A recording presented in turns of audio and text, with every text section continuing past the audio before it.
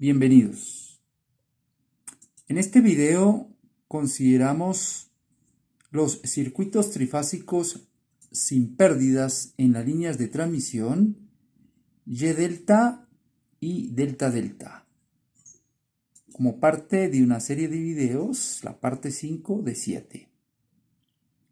Veamos el circuito Y delta. En este circuito, la solución básica es hacer transformación de nuestra fuente que está en Y, pasarla a delta. Recordemos que para secuencia positiva, esta transformación se da de tal manera que el voltaje de fase por raíz de 3 es nuestro nuevo voltaje de línea. Y teta sub n más 30 grados tendríamos para el correspondiente teta sub AB.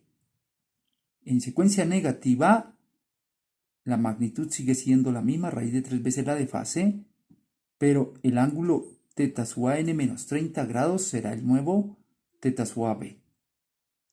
Bien, porque estamos transformando nuestra fuente a delta. Entonces, eso conlleva a que trabajemos el circuito como un circuito delta-delta. Lo tendríamos aquí, entonces nuestra fuente transformada en delta, y haría que trabajáramos nuestro circuito delta-delta como se presentó en la parte anterior de este desarrollo de circuitos trifásicos. Como observaciones que tenemos, el procedimiento aplica para carga balanceada y desbalanceada. No difiere en nada. Y tenemos que volver al circuito original, es decir, fuente en Y. Pero el hecho de volver a nuestro circuito original, como del que siempre partimos, no altera ni las corrientes de línea, ni los voltajes de fase en la carga, ni las corrientes de fase tampoco en la carga. Bien, como ejemplo, supongamos la fuente en secuencia positiva y el voltaje de fase B sub AN igual a 120 ángulo de 30 grados. Y supongamos aquí estas impedancias en la carga. Carga desbalanceada entonces. El procedimiento a seguir es, pues primero calcular las corrientes de fase en la carga y de ellas las corrientes de línea. Si nuestras respuestas son correctas hasta ese punto, debemos comprobar que la sumatoria de corrientes de línea debe ser igual a 0. Ahora veamos nuestro circuito delta Y. En nuestra fuente en delta y nuestra carga en Y, encontramos como solución para carga balanceada dos alternativas. La alternativa 1 nos dice que transformemos la carga que está en Y, la pasemos a delta. Como es carga balanceada, entonces Z delta es igual a 3 veces ZY.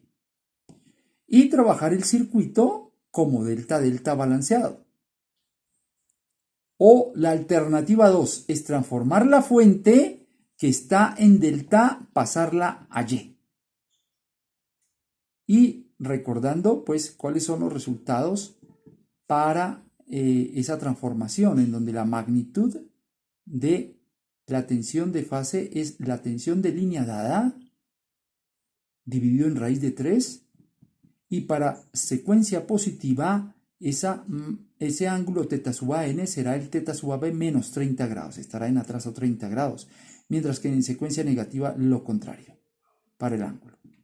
Y trabajaríamos el circuito como un YY con carga balanceada, sin conexión entre neutros, claro está.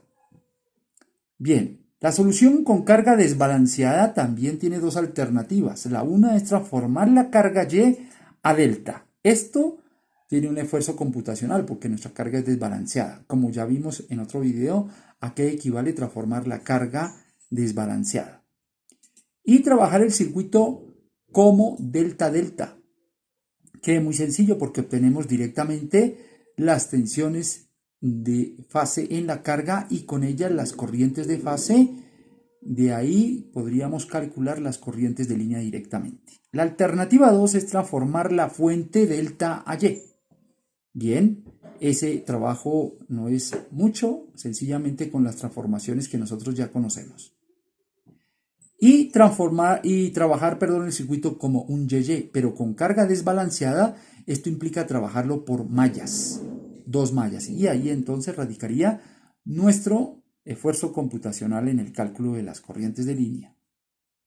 Como observaciones que tenemos, que al solucionar para las corrientes de línea mediante las alternativas 1, esto es transformando la carga, es necesario volver al circuito original para calcular los voltajes de fase en la carga.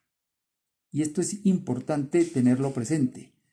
Entonces, por ejemplo, para nuestra fuente en delta en secuencia negativa con un voltaje V sub AB de 220 ángulo de 60 grados y una carga desbalanceada por estas impedancias, entonces tendríamos primero que calcular las corrientes de línea A y de línea B y de línea C de acuerdo a el método que queramos escoger